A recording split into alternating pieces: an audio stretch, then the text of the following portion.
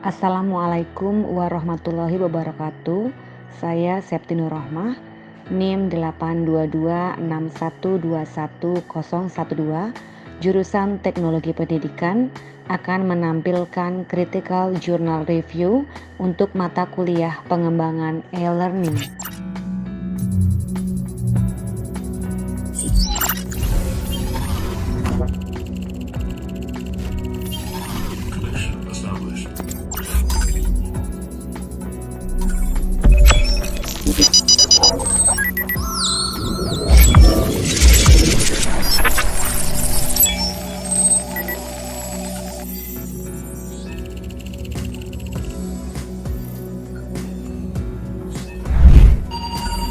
Access granted.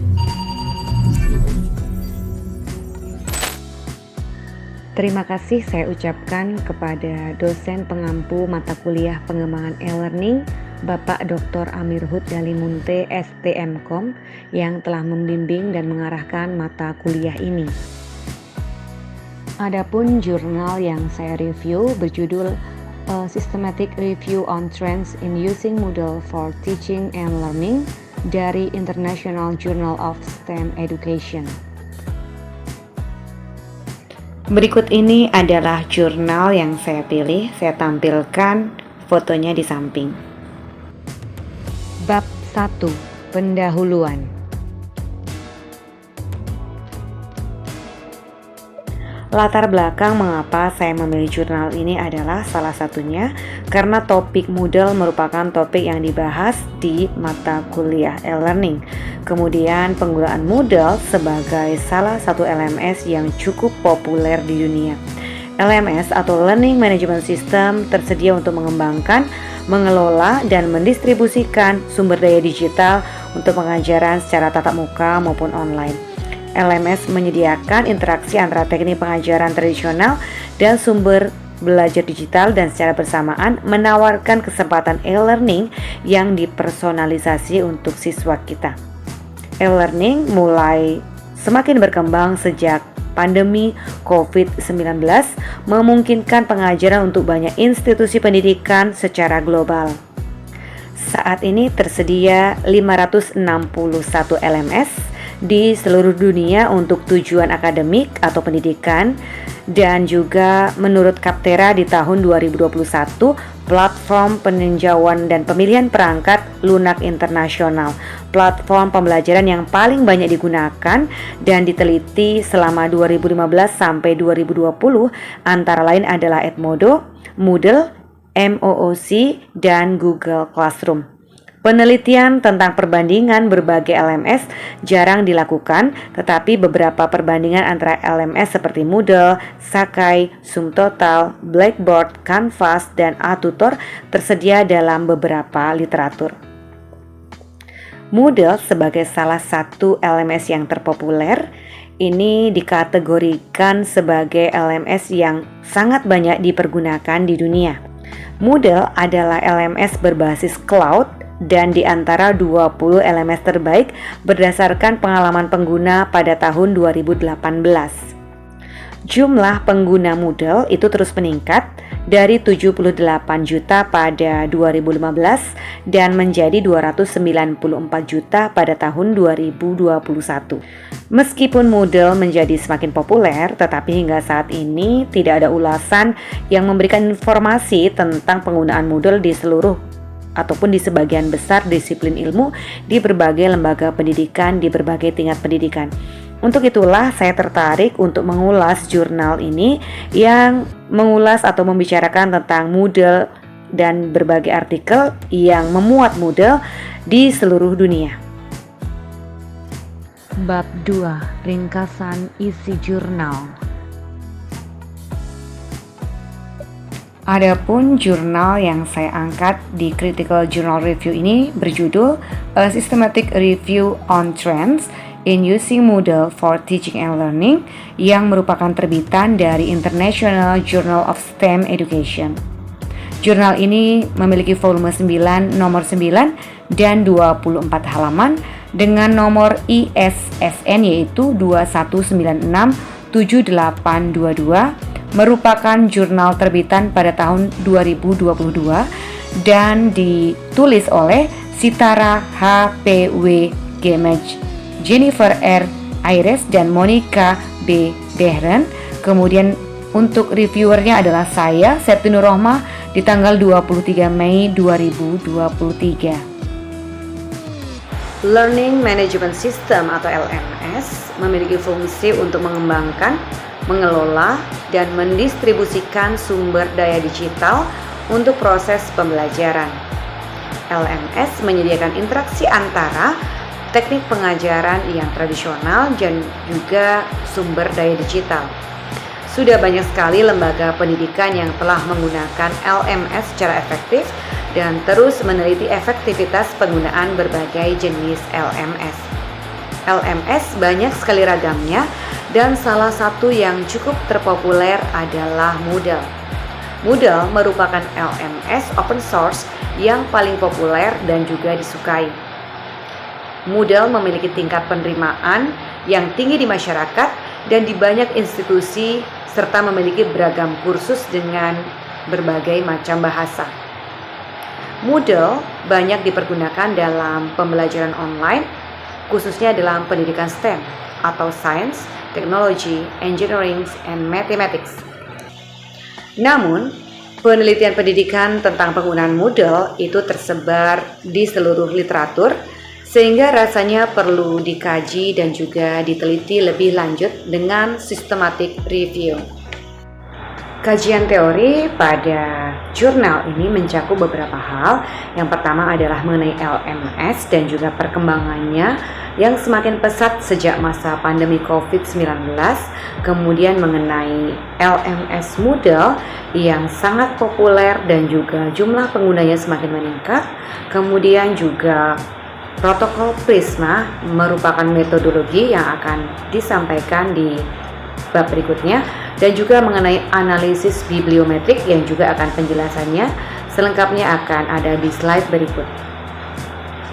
Adapun metodologi yang dipergunakan pada jurnal ini merupakan tinjauan literatur atau tinjauan sistematis yang berfokus pada penelitian terkini yang dipilih mulai dari tahun 2015 bulan Januari sampai Juni tahun 2021 dalam menggunakan Moodle dalam lembaga akademis. Tinjauan tersebut mengambil pendekatan multidisiplin untuk mencakup semua mata pelajaran dan tingkatan dalam akademik. Jurnal ini menggunakan analisis bibliometrik untuk mengidentifikasi penyebaran literatur dan meringkas bibliometrik publikasi. Analisis bibliometrik merupakan sebuah metode kuantitatif untuk menganalisis data bibliografi yang ada di artikel ataupun jurnal. Metodologi pada jurnal ini menggunakan Prisma atau Preferred Reporting Items for Systematic Reviews and Meta-Analysis. Prisma merupakan alat dan panduan yang digunakan untuk melakukan penilaian terhadap sebuah systematic reviews atau meta-analisis. Terdapat beberapa langkah dalam metode Prisma ini. Yang pertama adalah identifikasi, yang kedua adalah screening, yang ketiga adalah klasifikasi, dan yang keempat adalah inklusi. Dari gambar di samping terlihat bahwa proses identifikasi itu melibatkan 195 artikel dari Scopus dan 343 artikel dari Web of Science. Kemudian pada proses screening, artikel akan disaring terlebih dahulu. Jadi artikel yang diterbitkan dalam bahasa Inggris itu terdapat 167 artikel. Kemudian dalam artikel yang diterbitkan dalam bahasa Inggris dari Web of Science itu adalah 118 artikel. Kemudian dari artikel-artikel tersebut akan dihapus yang berupa duplikat, yaitu tersisa 211 artikel. Kemudian 211 abstrak akan ditinjau untuk kelayakannya dan dihasilkan 24 artikel dikeluarkan karena tidak terkait dengan penelitian. Pada tahap klasifikasi, 187 artikel teks lengkap ditinjau untuk kelayakan. Kemudian 32 artikel dikecualikan karena tidak terkait langsung dengan penelitian. Dan pada proses inklusi dihasilkan 155 artikel jurnal yang cocok untuk direview. Adapun hasil dari jurnal ini menunjukkan bahwa Moodle terutama digunakan dalam disiplin STEM, universitas, dan secara efektif meningkatkan kinerja, kepuasan, dan keterlibatan siswa. Moodle semakin banyak digunakan sebagai platform untuk pembelajaran adaptif dan kolaboratif dan digunakan untuk meningkatkan penilaian secara online. Penggunaan Moodle berkembang pesat untuk mengatasi masalah integritas akademik, etika, dan keamanan untuk meningkatkan kecepatan dan navigasi serta menggabungkan kecerdasan buatan. Untuk lebih lengkapnya, untuk pembahasan ini akan ada di bab yang ketiga. Adapun kesimpulan dari jurnal ini mengidentifikasi Moodle sebagai platform pembelajaran yang mapan dan canggih untuk berbagai disiplin ilmu, khususnya dalam pendidikan STEM.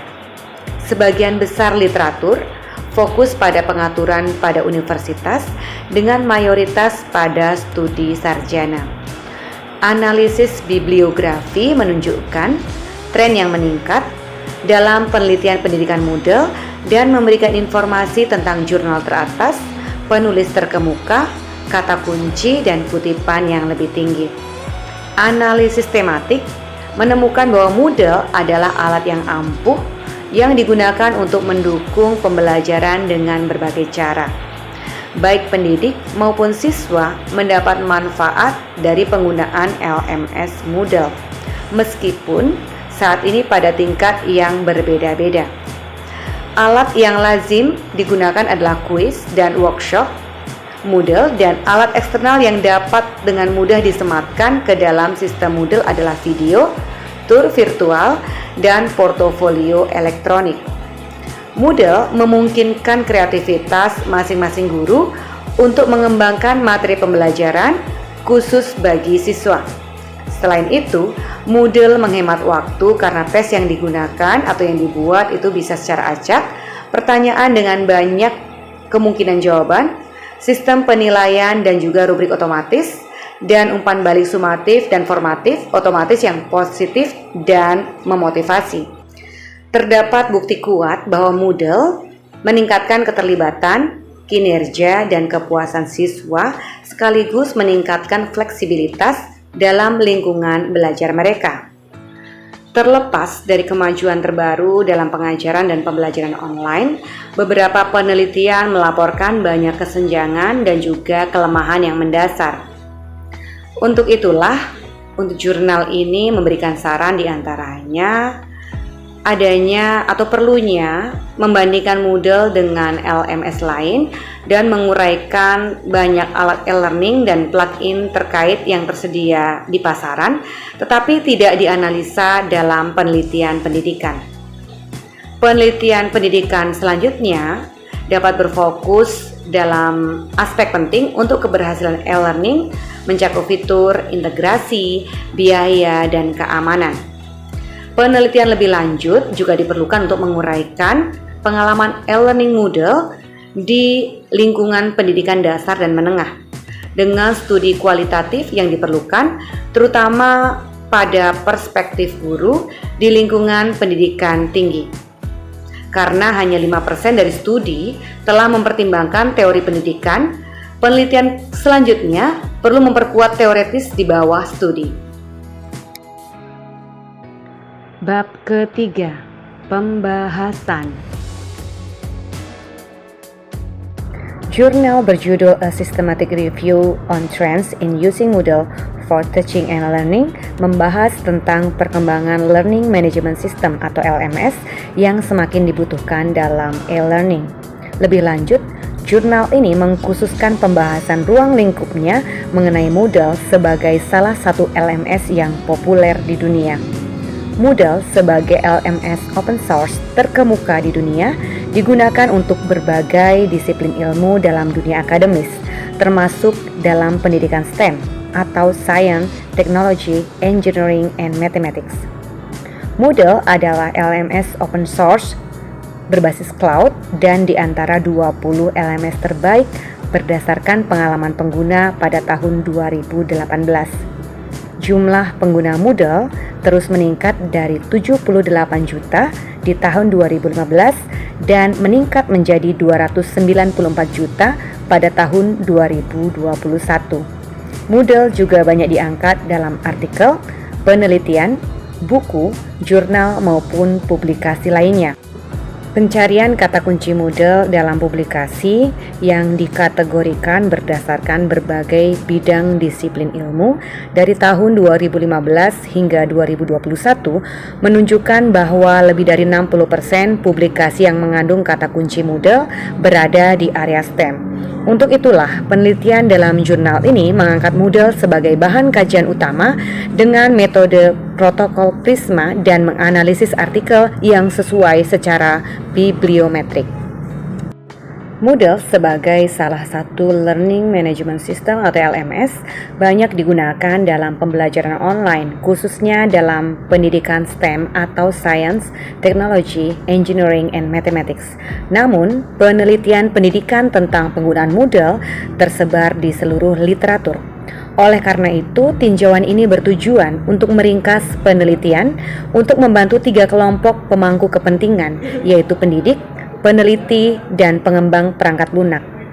Penelitian pada jurnal ini mengidentifikasi bagaimana dan di mana Moodle diadopsi, apa yang menjadi perhatian, tren, dan kesenjangan untuk memimpin penelitian dan pengembangan perangkat lunak di masa depan, dan metode inovatif dan efektif untuk meningkatkan pengajaran dan pembelajaran daring.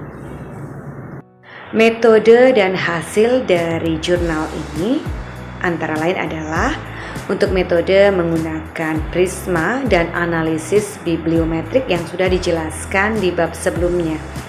Untuk hasil dari jurnal menunjukkan kecenderungan dalam artikel penelitian ini dikelompokkan menjadi 8 tema. Yang pertama, tema membandingkan berbagai fitur Moodle yang dijelaskan dalam penelitian ini. Tema 2-4 menyoroti tren dalam pedagogi yang meliputi pengembangan kurikulum, pembelajaran, dan proses penilaian dalam e-learning. Tema 5 menganalisis aspek etika e-learning, dan tema 6 menyoroti tren dalam pengembangan perangkat lunak baru yang bertujuan untuk meningkatkan e-learning, khususnya Moodle. Tema 7 dan 8 memberikan ikhtisar tentang pendekatan penelitian, metode, dan indikator keberhasilan siswa secara umum. Pencarian basis data awal mengidentifikasi 538 artikel terkait Moodle. Literatur tersebut kemudian diambil untuk periode Januari 2015 sampai Juni 2021.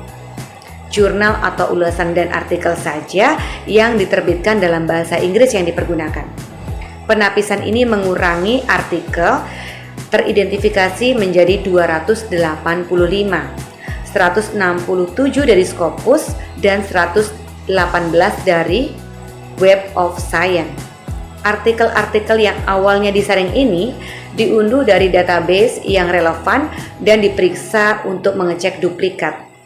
Setelah menyaring duplikat, abstrak dari 211 artikel yang tersisa ditinjau dan menghasilkan penghapusan 24 artikel selanjutnya. Teks lengkap dari 187 artikel yang tersisa telah dibaca, menghilangkan 32 artikel lainnya karena tidak terkait langsung dengan penelitian ini. Jadi, total 155 artikel digunakan dalam tinjauan sistematis ini. Jumlah total publikasi terendah pada tahun 2015 dan 2016 masing-masing sebanyak 18 dan 19 publikasi. Jumlah ini meningkat setiap tahun setelah itu, yaitu di 2017 24, 2018 26, di 2019 ada 32, dan di 2020 ada 36. Kemudian hasil lain dari 155 artikel, 116 artikel mengevaluasi Moodle di lingkungan universitas dengan angka 112 artikel di tingkat sarjana, 9 artikel pasca sarjana, dan 7 artikel diperiksa di kursus, dan juga siswa usia sekolah menjadi fokus dalam 6 studi. Staf pengajar dalam 4 artikel, siswa dan staf pengajar dalam 2 artikel. Sebanyak 31 artikel tidak menentukan tingkat pendidikan untuk penelitian atau tidak berfokus pada individu melainkan pada sistem.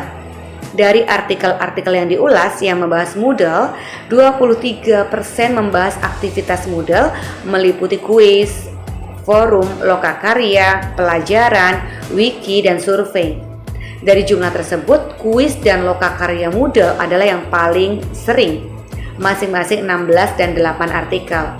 Beberapa aktivitas seperti video, tur virtual, e-portofolio adalah alat eksternal yang mudah disematkan ke dalam sistem Moodle. Hanya 2% makalah yang dianalisis dalam penelitian ini yang membandingkan Moodle dengan LMS lain, dan mereka membandingkan Moodle dengan Blackboard dan Canvas. Sebanyak 53% dari artikel yang ditinjau, LMS Moodle digunakan untuk pengembangan kurikulum, termasuk menerapkan modul pembelajaran dan penilaian untuk kursus campuran dan online. Sementara sekitar setengah dari artikel atau 45% menjelaskan bagaimana Moodle dapat digunakan pada kursus, 4% menjelaskan bagaimana dapat digunakan untuk desain kerangka kerja, dan hanya 4% yang menganalisis perspektif guru dalam menggunakan Moodle. Dari 155 artikel tersebut, hanya 8 yang menggunakan kerangka teori pendidikan untuk penelitian dan pengembangannya. Untuk pengembangan konten adaptif, kolaboratif, atau berbasis masalah dibahas 20% artikel, dengan hanya 4% mempertimbangkan gaya belajar dan pemikiran kritis.